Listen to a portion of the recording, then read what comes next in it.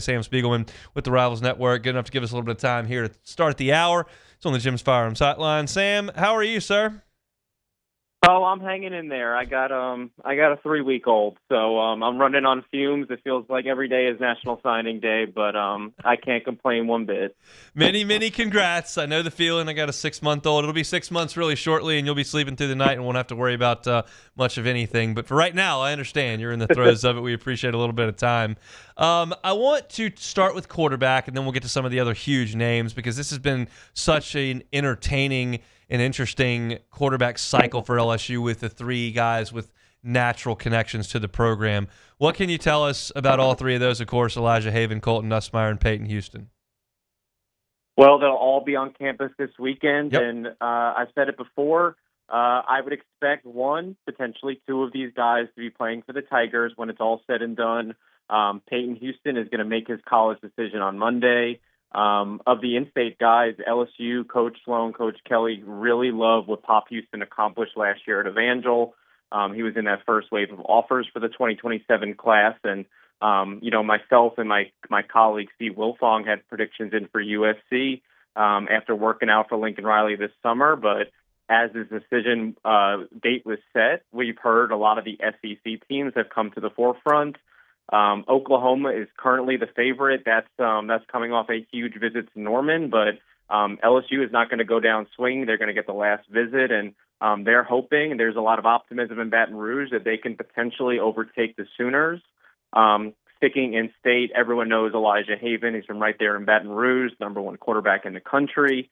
Again, one of Joe Sloan's early offers. I don't think that there's a relationship stronger for Elijah Haven than his with Joe Sloan. I think he's also resonated with the entire Haven family. And, of course, Dunham has a pretty solid reputation of producing future Tigers. Yeah. So I think that's a name that LSU fans need to keep monitoring.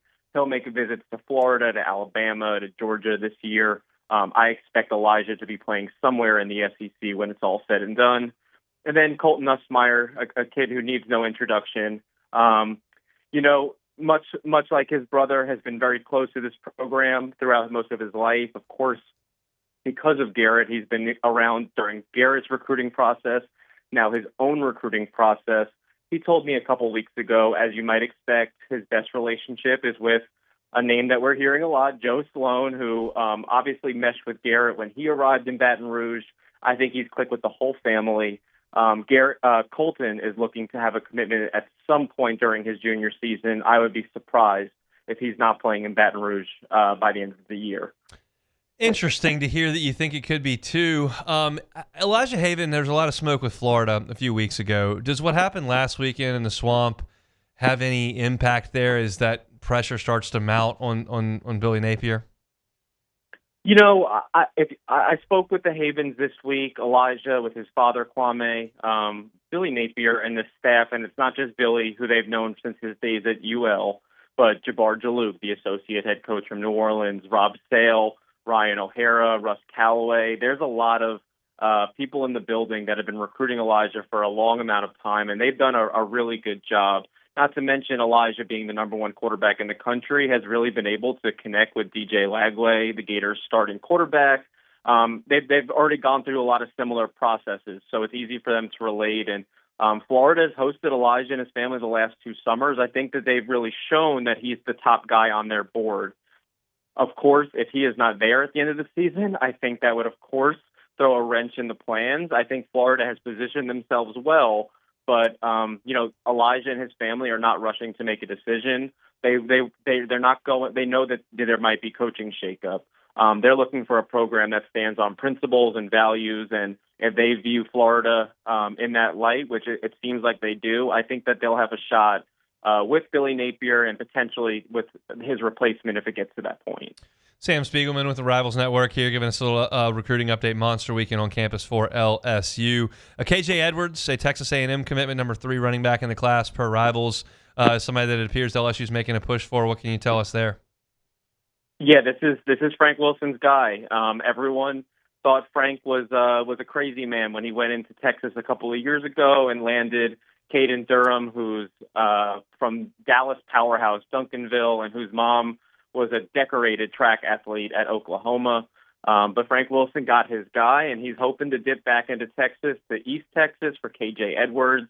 LSU was a little bit late to the party here. Even for an East Texas kid, they were going a little bit slower.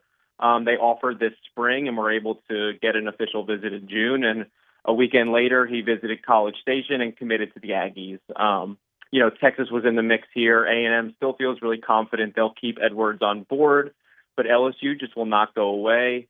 This visit has been in the works for a month or two at this point. Frank has kept his foot on the gas. We already know that East Texas, Carthage, is very close to Louisiana, so they have that factor going in their favor.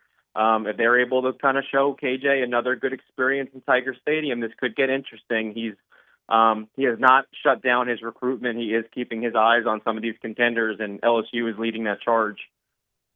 So a couple more in-state 5-stars for 2027 that LSU will apparently host this weekend. Ahmad Hudson and Easton Royal, who are becoming pretty famous recruits. What can you tell us about those two guys? Yeah, well, Ahmad is of course the number one tight end in the country. Around the state of Louisiana, he's very well known. He's had an LSU offer since his freshman year at Ruston. I think it was after his first game, if I'm correct. He's obviously a gifted football player. He's a gifted basketball player. His dad played for the Tigers. He was on campus last weekend, and I think it's safe to say that LSU is in a strong position to keep Ahmad home. They have done a fantastic job recruiting the Ruston Bearcats over the last couple of years, and I don't know if you know this, but their defensive line coach was coaching at Ruston not too long ago. And he's got a couple of teammates that he just saw, Ahmad Bro, Aiden Anding. So Ahmad and Aiden's little brother, Jaden, will be back on campus. I have LSU picks in for both of those blue-chip recruits. And then Easton Royal, the 5-star wide receiver from Brother Martin, really has had probably the best offseason of any Louisiana prospect in that class this summer, just showing off his world-class track speed. He is the best player every time for the field for Brother Martin, and he's putting up massive video game-like numbers to start his junior year. I think LSU is also off to a really fast start with Easton. You have schools like Florida and Texas and Florida State and Georgia. Everyone wants a piece of the Easton Royal party. LSU, their tradition of receivers, having Frank Wilson and Cortez Hankton recruiting New Orleans, recruiting him at the wide receiver position, bode very well. And I think since June, since July, the pendulum has kind of been swinging in favor of LSU, though they're keeping their options open. I don't expect him to have a decision anytime too soon. And then last name I want to bring up here, number 1 defensive lineman, number 6 player overall in the 2027 class, Jalen Brewster, going to be in Baton Rouge. He's a Texas kid. What can you tell us about LSU's start there? Yeah, this is an interesting one. Jaylen Brewster, his dad played in the NFL, and you know what? The genes translate really well. Jaylen Brewster, haven't seen him a couple of times, not only on Friday nights, but in the camp setting. This kid moves at a different clip. LSU fans are in great spots with Lamar Brown and Big Rich Anderson, and Jaylen Brewster is in that same tier for next year's recruiting class. This will be his first visit in a couple of months. He's largely visited Oregon, a lot of the Texas-based schools like Texas, SMU, A&M, and Oklahoma. And Oregon has been the early favorite with Jaylen Brewster. We talked about his dad being in the NFL. Obviously, Dan Lanning has littered his Oregon staff with former NFL coaches and assistants, which has resonated well with Jaylen. But the local schools, the Texas schools, LSU, Oklahoma, I think that those are going to be schools that stay in this race until the end. This weekend, again, much like with KJ Edwards, for a kid from Texas to come into town and see what Tiger Stadium is like for the Florida game at night, those are the kind of visits that really resonate, especially when all those dominoes fall the right way, and Brewster is definitely someone we're watching this weekend. Last question here. That was the last name I was going to ask you, but this is always a tough one. But do you feel like there's a reasonable chance LSU gets a commitment in either the senior or junior class in the next 5-6 days? Yeah, 100%. It's always possible. I can say this. I put predictions in for Ahmad Hudson, for Karan Eugene this week, and for Javon Vital out of Lake Hamilton in the Lake Charles area. LSU is just starting to get their 2027 class rolling. Like I mentioned earlier, Colton Nussmeier could have a decision made this weekend. It could be in next month. It could be in 2 months. But I would say in the nearest future, in the next couple of weeks, as this class gets boiling, Karan Eugene, Javon Vital, and Colton Nussmeier are three names that LSU, I think, is the clear-cut favorite for. And now it's just a matter of, like I said, finding that right spice, that right mixture to get them to commit when they're ready. And junior seasons have started. You might see a couple of future Tigers lock in their spots to kick off this class. He's on Twitter at Sam Spiegs, national recruiting analyst for Rivals. Good enough to give us a little bit of time. Try to get some sleep. We'll catch up soon. Appreciate you, hon. Have a good one. You too. That's Sam Spiegelman with Rivals. This is a huge weekend. A lot of it is in the class that is now just starting their junior season of football, but recruiting never stops, and LSU appears to be in a really good spot for a lot of high-profile names. And if you caught on to that, there's just a lot of surprise. There's a lot of monster names from the state of Louisiana in the next couple of cycles. That's generally the case, and LSU's done a really good job with this Louisiana-based staff in pulling those guys in. Appreciate Sam for giving us a little bit of time here on this Thursday. Hey, thanks for watching Hunt on LSU. Before you get out of here, do us a couple of favors. Hit that like button, leave your comments below, and subscribe to the channel for all your Fighting Tiger football talk. See you next time.